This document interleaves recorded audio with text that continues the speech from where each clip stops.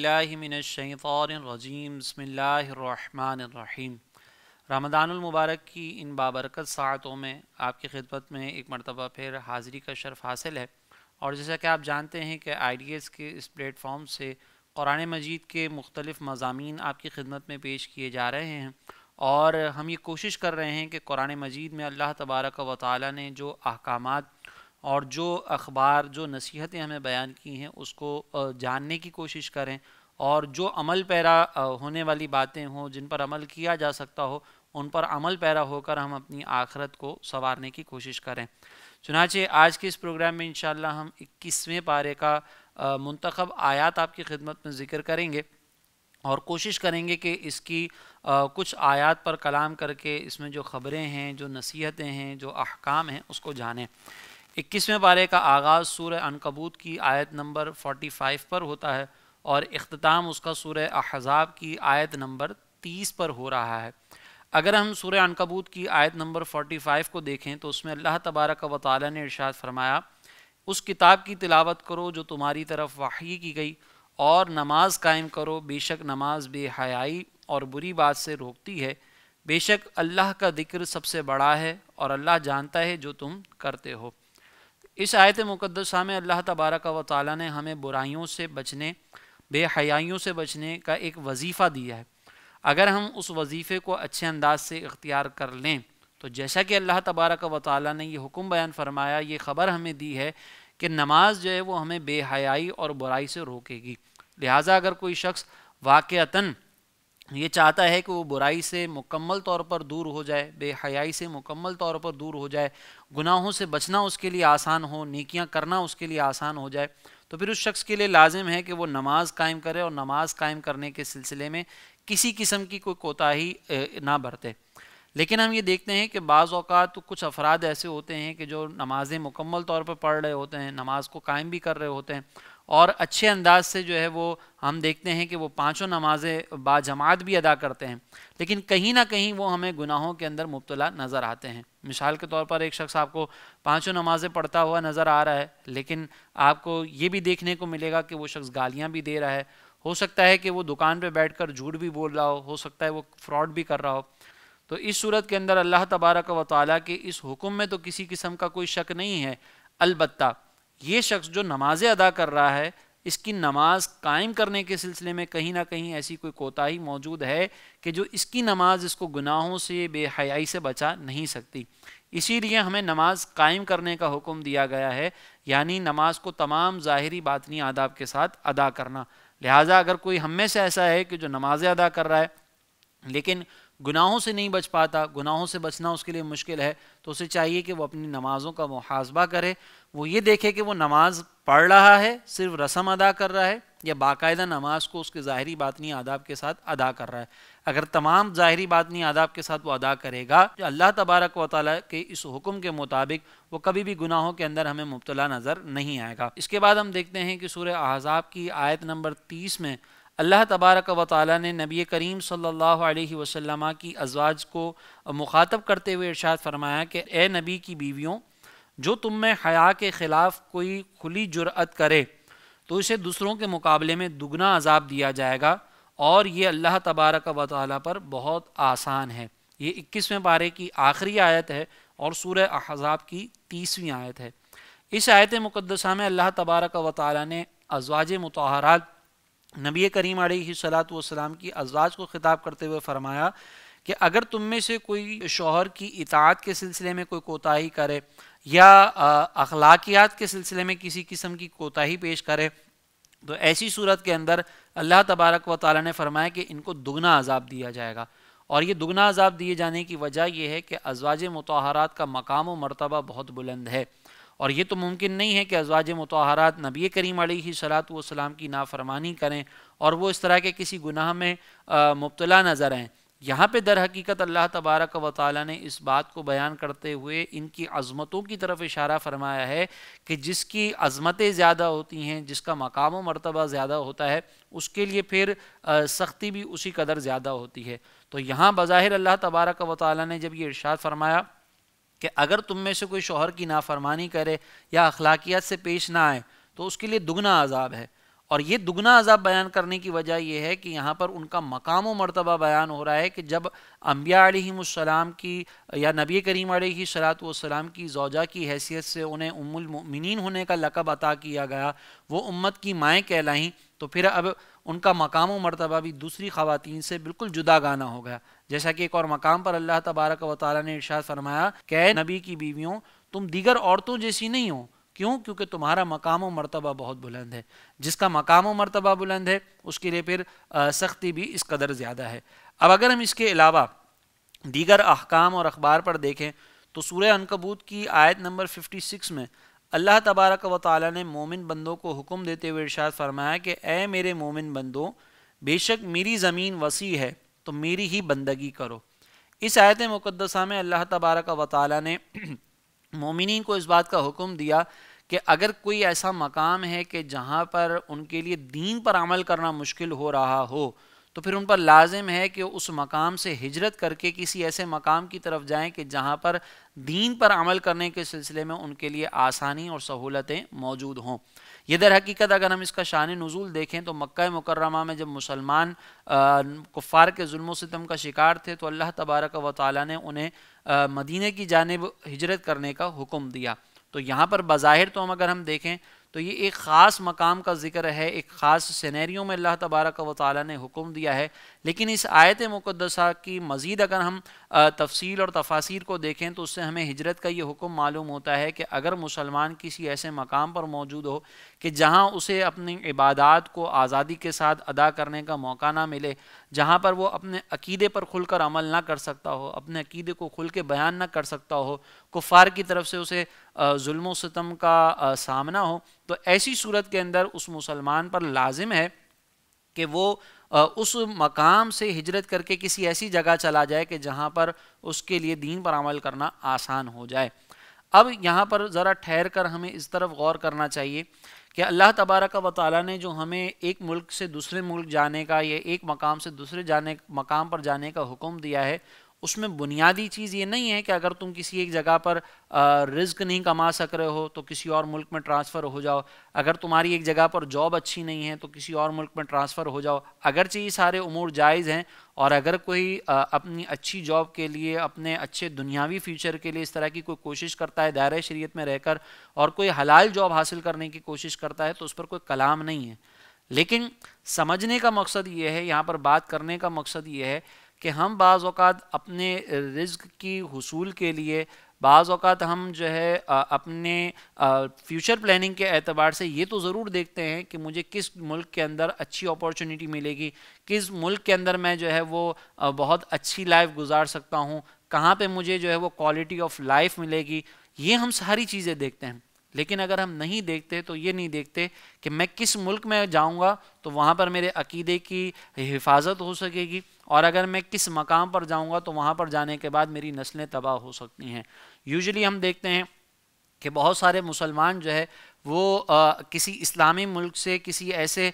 European country میں چلے جاتے ہیں کہ جہاں پر مغربی تہذیب چاروں طرف عام ہوتی بھی نظر آتی ہے، وہاں پر لوگوں کے خیالات بڑے آزاد ہوتے ہیں، اور وہ اس بات کی پرواہ کیے بغیر کہ آگے جا کر ان کی نسلیں جو ہے وہ اس مغربی معاشرے سے اثر قبول کر کے اپنے ذہن، اپنے خیالات میں آزاد ہو کر دین سے بیزار ہو سکتی ہیں، اس چیز کی پرواہ کیے بغیر صرف یہ دیکھتے ہیں کہ اگر میں کسی ایسے ملک میں چلے جاتا ہوں کہ جو ترقی یافتہ ملک ہے تو وہاں پر بس وہ اپنی جاب اپورچونٹی کو دیکھتے ہیں، اپنے دنیاوی فیوچر کو دیکھتے ہیں، لیکن بعض اوقات ان کی آخرت تباہ ہو جاتی ہے. تو یہ یاد رکھیے گا کہ اگر آپ ابھی اس وقت اس ملک سے کہیں اور ٹرانسفر ہونے کا ارادہ رکھتے ہیں، اگر آپ کہیں اور جو ہے وہ ہجرت کا ارادہ رکھتے ہیں تو بالکل ٹھیک ہے. اگر آپ ملکی حالات کی بنیاد پر دیکھ رہے ہیں، آپ اپنی جاب اپورچونٹیز کو دیکھ رہے ہیں، تو ساتھ میں یہ بھی ضرور ذہن میں رکھیے گا کہ اللہ تبارک و تعالیٰ نے تو ہمیں اس مقام سے نکل جانے کا حکم دیا تھا کہ جس مقام پر ہمارا عقیدہ،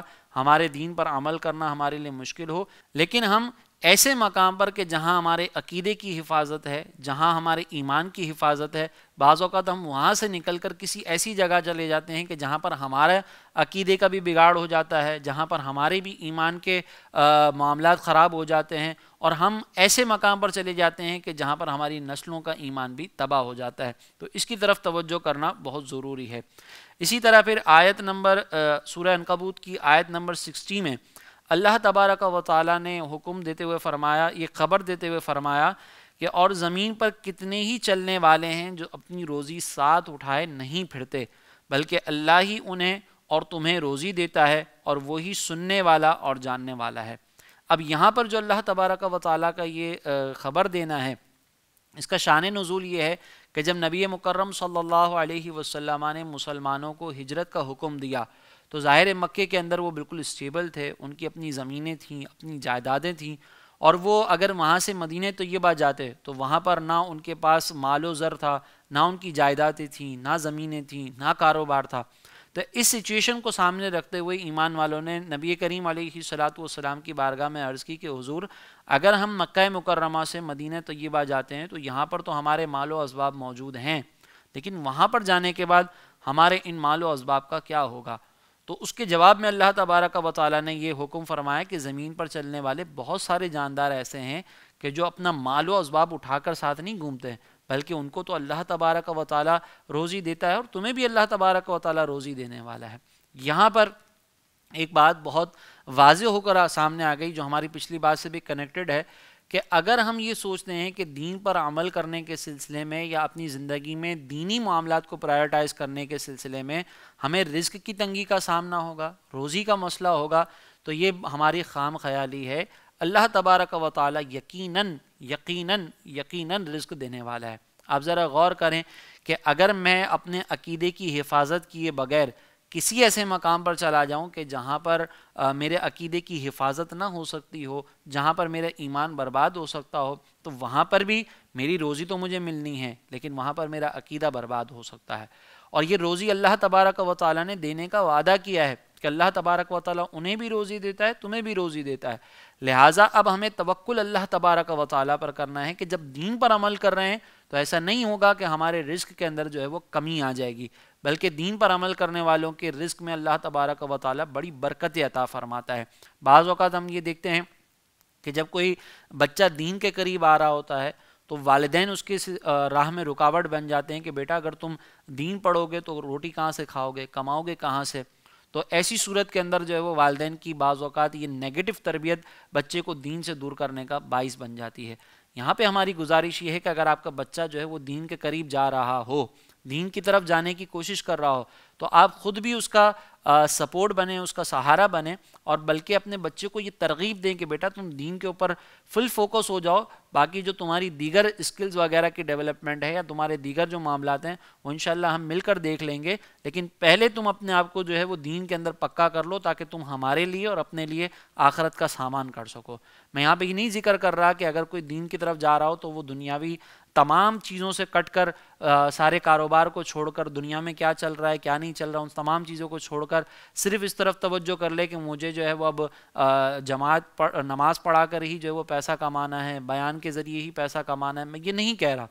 صرف کہنے کا مقصد یہ ہے کہ اگر کوئی شخص اپنے دنیاوی کاروبار کے ساتھ ساتھ دین کی طرف آتا ہے، اپنی کوئی اچھی اسکلز سیکھ کر دین کی طرف آتا ہے اور دین کا کام بھی کرتا رہتا ہے، جتنی امپورٹنس وہ اپنے کاروبار کو دے رہا ہے وہ اگر ساتھ میں اپنے دین کو بھی دے، جتنے گھنٹے وہ کاروبار میں لگا رہا ہے اس سے زیادہ گھنٹے اگر وہ دین کی ترقی کے لیے لگائے تو اللہ تبارک و تعالیٰ اس کو بڑی برکت عطا فرمائے گا۔ خود اللہ تبارک و تعالیٰ کا وعدہ ہے کہ ان تنصروا اللہ ینصرکم، کہ اگر تم اللہ کے دین کی مدد کرو گے تو اللہ تعالیٰ تمہاری مدد فرمائے گا۔ اس کے بعد 21ویں پارے میں سورہ روم کا آغاز ہوتا ہے۔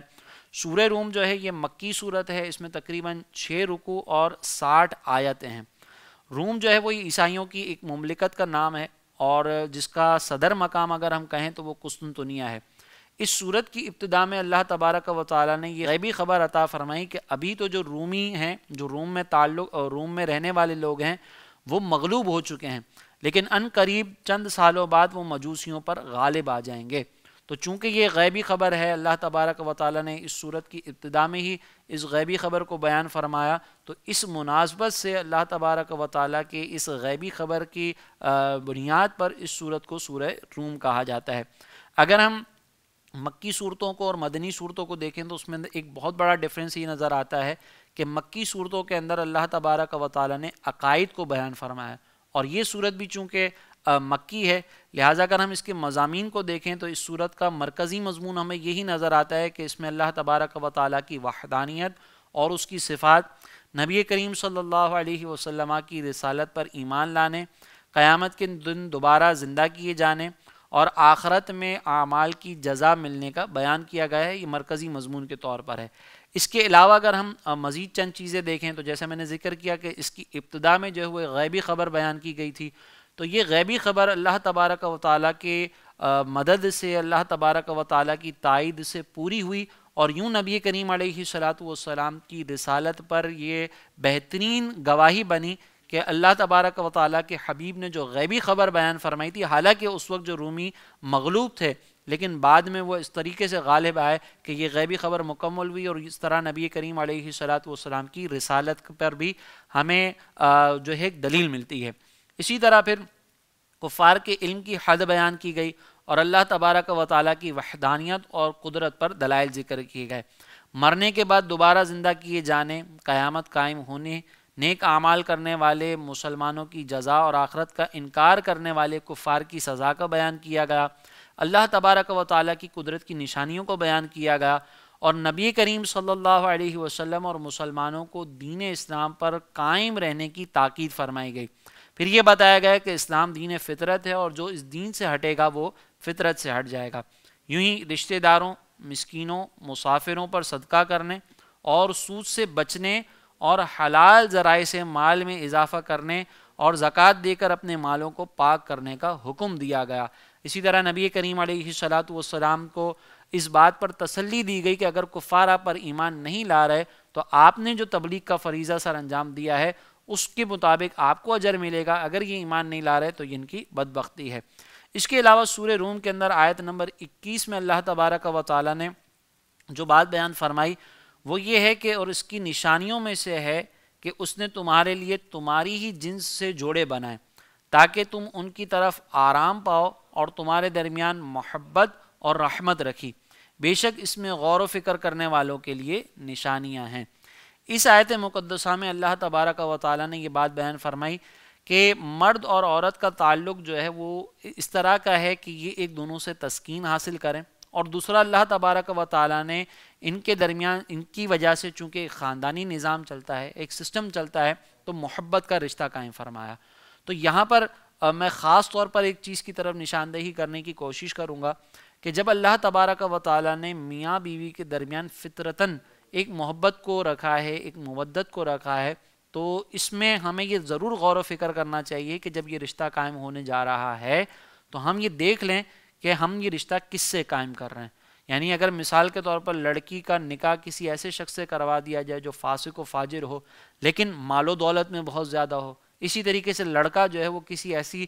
خاتون سے نکاح کر لے کہ جو بد زبان ہو، اگرچہ خوبصورتی میں اس کی کوئی مثال نہ ملتی ہو، اسی طریقے سے وہ بہت مالدار ہو لیکن اس کے اخلاقیات بہت برے ہوں، تو ایسی صورت کے اندر نہ تو وہ سکون حاصل کر سکتے ہیں، اور دوسرا اگر مثال کے طور پر ان کے اخلاقیات میں کسی قسم کی کوئی برائی ہے یا کسی قسم کی کوئی ایسی چیز ہے کہ جو ان کے عقیدے کے بگاڑ کا سبب ہے، تو پھر اس صورت کے اندر اگر ان کی محبت ان کو اس عقیدے کے بگاڑ کی طرف لے کر جائے گی تو ان کی آخرت تباہ ہو سکتی ہے۔ اسی لیے نبی کریم علیہ الصلاۃ والسلام نے لڑکی کا نکاح کرنے والے جو اولیاء ہیں، جو ولی ہے، اس کو بھی یہ حکم دیا کہ جب تمہیں کسی ایسے مرد سے نکاح کا پیغام ملے اپنی بیٹیوں کے لیے، اپنی ماتحت آنے والی عورتوں کے لیے کہ جن کے دین میں کوئی مسئلہ نہ ہو، تو تم ان سے نکاح کر دو۔ اور یوں ہی جو ہے وہ مرد کو حکم دیا کہ عورت سے 4 چیزوں کی بنیاد پر جو ہے وہ نکاح کیا جاتا ہے، اس کے حسن کی وجہ سے، مال کی وجہ سے، خاندان کی وجہ سے اور دین کی وجہ سے، تو تم دین کو ترجیح دو۔ تو ہمیں اپنے جو یہ تعلق قائم کرنے جا رہے ہیں اس میں یہ چیز ہمیں بنیادی طور پر دیکھنی ہے کہ اللہ تبارک و تعالیٰ نے تو یہ رشتہ اس لیے قائم کیا تھا کہ دونوں ایک دوسرے سے سکون حاصل کریں، ایک دوسرے سے محبت مودت ہو اور آخرت میں ان کے لیے کامیابی ہو سکے. لیکن اگر یہ محبت مودت ان کی آخرت کے بگاڑ کا سبب بنے اور ان کے برے اخلاق جو ہے وہ ایک دوسرے کے لیے نفرت کا باعث بنے، تو پھر ایسی سچویشن کے اندر ہم اپنے عمل کی بنیاد پر جو ہے وہ اس مقصد کو ضائع کرتے ہوئے نظر آئیں گے. اس کے بعد ہم دیکھتے ہیں کہ 21ویں پارے کے اندر سورہ لقمان موجود ہے. یہ سورہ لقمان بھی مکی صورت ہے، اس میں 4 رکوع ہیں اور 34 آیتیں ہیں. اس سورہ مبارکہ کے دوسرے رکوع میں اللہ تبارک و تعالیٰ کے برگزیدہ بندے حضرت لقمان حکیم رضی اللہ تعالیٰ عنہ کا تذکرہ تفصیل کے ساتھ بیان کیا گیا ہے. اس مناسبت سے اس سورت کو سورہ لقمان کہا جاتا ہے. اس سورت کے بھی مرکزی مضامین کے اعتبار سے دیکھا جائے یا اس کا مرکزی مضمون دیکھا جائے تو اللہ تبارک و تعالیٰ کی وحدانیت ہے، نبی کریم صلی اللہ علیہ وسلم کی نبوت کی تصدیق ہے، موت کے بعد دوبارہ زندہ کیے جانے، قیامت کے دن کا اقرار کرنے کے بارے میں دلائل کے ساتھ کلام کیا گیا ہے. اس کے علاوہ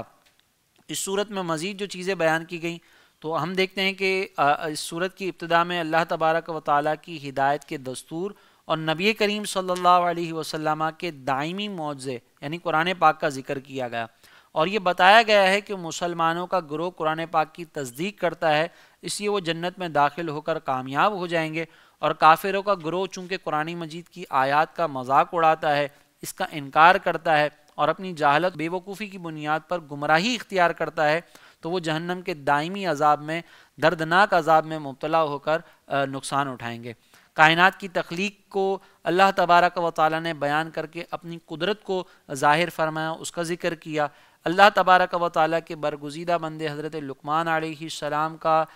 واقعہ بیان کیا کہ انہوں نے اپنے بیٹے کو کیا کیا نصیحتیں کی، اور اس سے مقصود جو ہے وہ لوگوں کو ہدایت دینا ہے کہ وہ اللہ تبارک و تعالیٰ کے ساتھ شرک کرنا چھوڑ دیں، ماں باپ کے ساتھ نیک سلوک کریں، ہر طرح کے صغیرہ کبیرہ گناہوں سے بچیں، نماز قائم کریں، نیکی کا حکم دیں، برائی سے منع کریں، تکبر سے بچیں، عاجزی و انکساری اختیار کریں، زمین پر نرمی سے چلیں اور اپنی آواز ہلکی رکھیں. پھر اللہ تبارک و تعالیٰ کی توحید کے دلائل کا مشاہدہ کرنے کے باوجود اپنے آباء و اجداد کی پیروی میں شرک پر قائم رہنے والے مشرکین کی سرزنش کی گئی.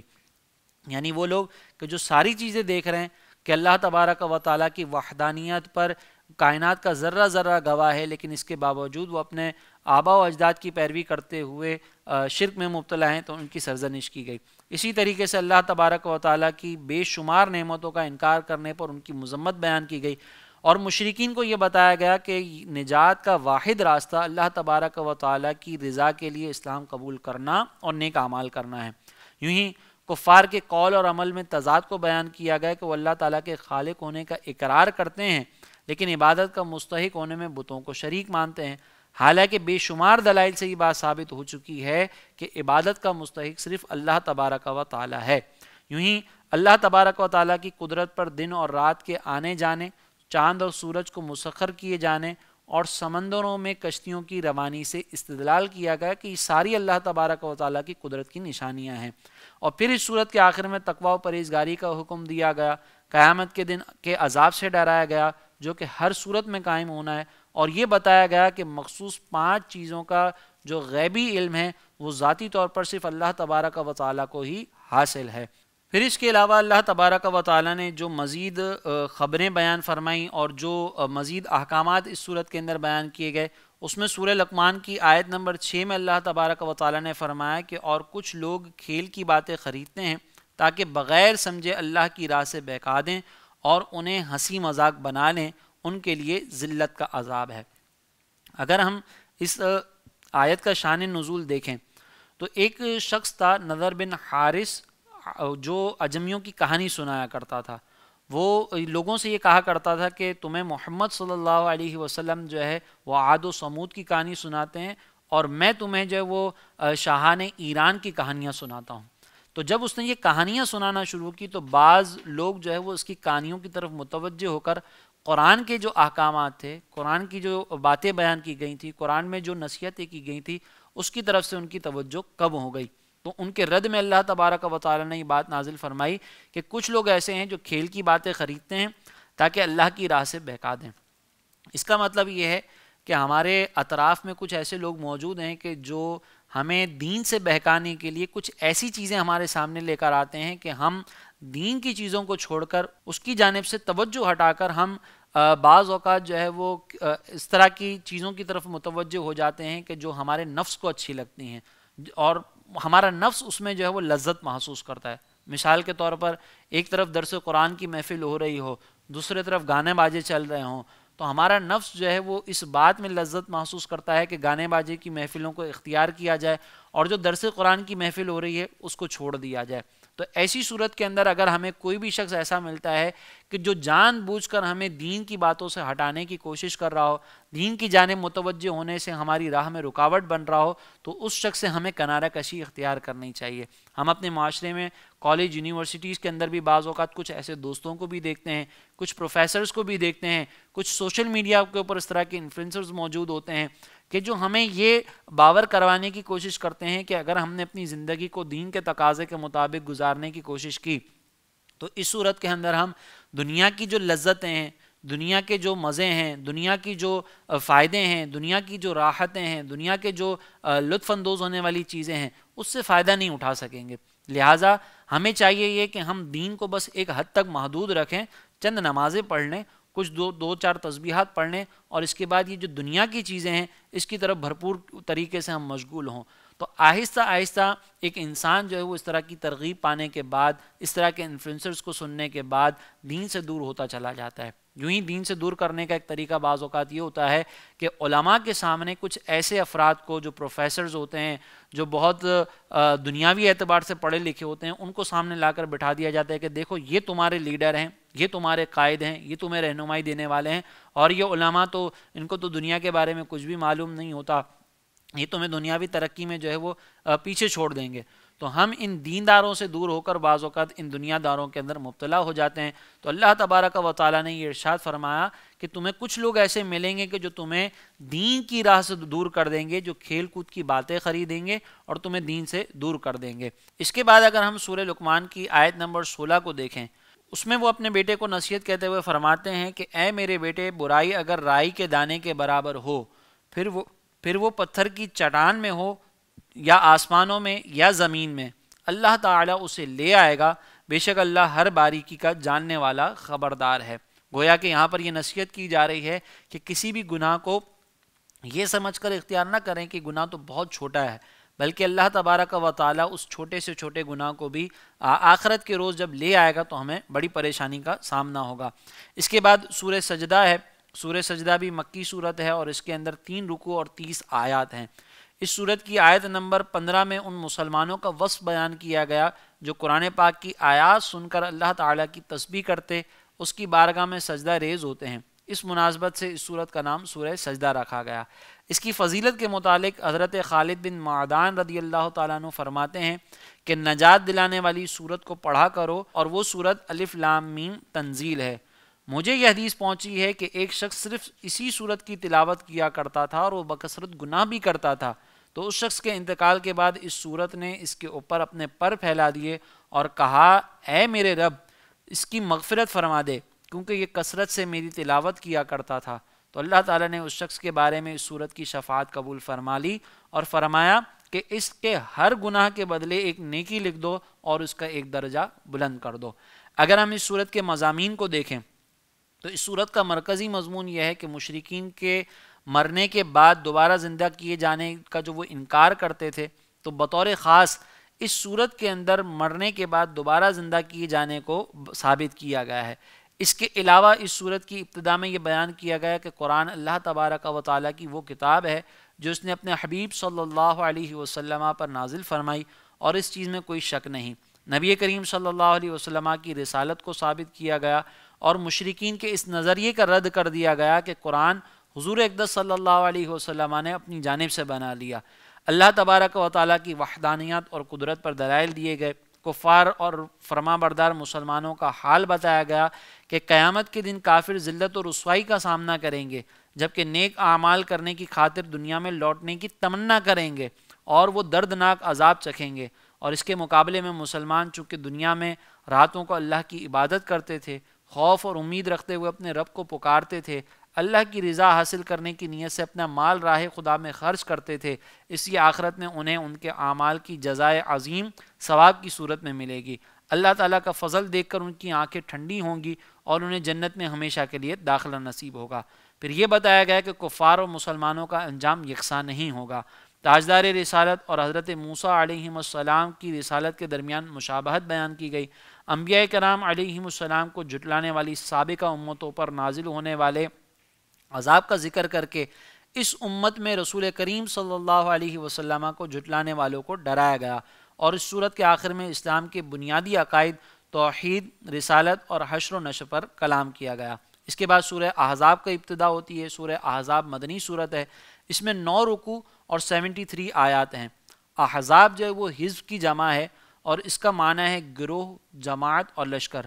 اور چونکہ اس صورت کے دوسرے اور تیسرے رکوع میں غزوہ احزاب کا ذکر ہے، اس بنیاد پر اس کو سورہ احزاب کہا جاتا ہے۔ اور اگر ہم اس غزوے کو دیکھیں تو یہ غزوہ خندق کے نام سے بھی مشہور ہے۔ اس صورت کے مرکزی مضمون میں مسلمانوں کے لیے کچھ شرعی احکام بیان کیے گئے، اور اس میں یہ چیزیں بیان کی گئیں کہ حضور اکرم صلی اللہ علیہ وسلم کو اللہ کے خوف رکھنے پر قائم رہنے، کفار و منافقین کی پیروی سے بچنے، اللہ تبارک و تعالیٰ کی وحی کی پیروی کرتے رہنے اور اللہ پر توکل کرتے رہنے کا حکم دیا گیا۔ یہ بتایا گیا کہ دین و دنیا کے تمام امور میں نبی کریم صلی اللہ علیہ وسلم کا حکم سب مسلمانوں پر نافذ ہے۔ حضور اقدس صلی اللہ علیہ وسلم کی ازواج مطہرات تعظیم اور حرمت میں مسلمانوں کی مائیں ہیں، اور جس طرح اپنی ماں سے نکاح حرام ہے اسی طرح ان سے بھی نکاح حرام ہے۔ غزوہ احزاب کا واقعہ بیان کیا گیا، جس میں غزوہ احزاب کے دن مسلمانوں پر کیا جانے والا انعام یاد دلایا گیا، منافقوں کا طرز عمل بیان کیا گیا اور ان کی سازشوں کو ذکر کیا گیا۔